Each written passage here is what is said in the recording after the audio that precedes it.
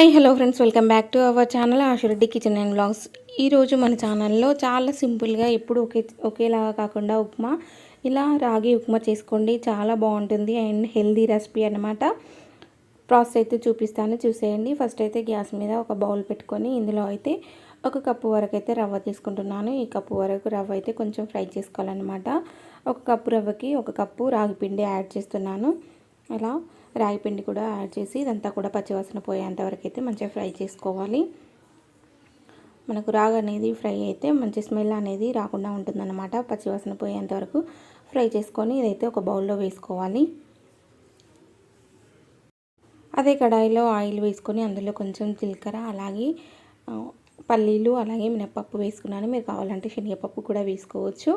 ఇలా ఈ పల్లీలు అలాగే మినపప్పు మంచిగా ఫ్రై అయిన తర్వాత ఇందులో కొన్ని పచ్చిమిర్చి, ఆనియన్స్, ఒక టమాటా, క్యారెట్ వేసుకుంటున్నాను. ఇవన్నీ కూడా ఫ్రై అయ్యేంత వరకు అయితే ఫ్రై చేసుకోవాలి. కొంచెం సాల్ట్ వేసుకొని తొందరగా కుక్ అవ్వడానికి నేనైతే సాల్ట్ యాడ్ చేసి ఇవన్నీ కూడా ఫ్రై చేసుకుంటున్నాను.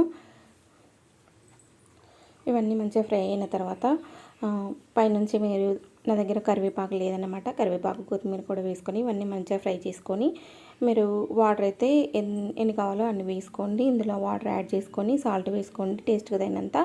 వాటర్ అన్నీ కూడా మరిగేంత వరకు అయితే మరిగించుకోవాలన్నమాట. చూసారా, ఇలా మరిగిన తర్వాత మనమైతే కొంచెం కొంచెం పిండి యాడ్ చేస్తూ కలుపుకోవాలి, లేదంటే ఉండలు కట్టేస్తుంది. కొంచెం కొంచెం పిండి యాడ్ చేస్తూ ఇదంతా కూడా కలిసేంతవరకు అయితే కలుపుకోవాలి. కావాలంటే మీరు ఇంకా తొందరగా కావాలంటే హాట్ వాటర్ వేరే బౌల్లో పెట్టేసి పక్కన పోపు పెట్టిన తర్వాత పోపులో పిండి అంతా వేసి కలిసిన తర్వాత హాట్ వాటర్ వేసిన అలా కూడా మంచిగా వస్తుంది అన్నమాట. చూసారా, ఇలా చిక్కగా అయ్యేంత వరకు అయితే ఉడికించుకోవాలి. మనకైతే ఇది చల్లారిన తర్వాత సూపర్గా ఉంటుంది. గోరువెచ్చగా ఉన్నప్పుడే తినాలన్నమాట. చాలా సూపర్ టేస్ట్ ఉంటుంది. పల్లి చట్నీతోనైనా తినొచ్చు, పెరుగుతోనైనా తినొచ్చు. నచ్చితే ట్రై చేయండి.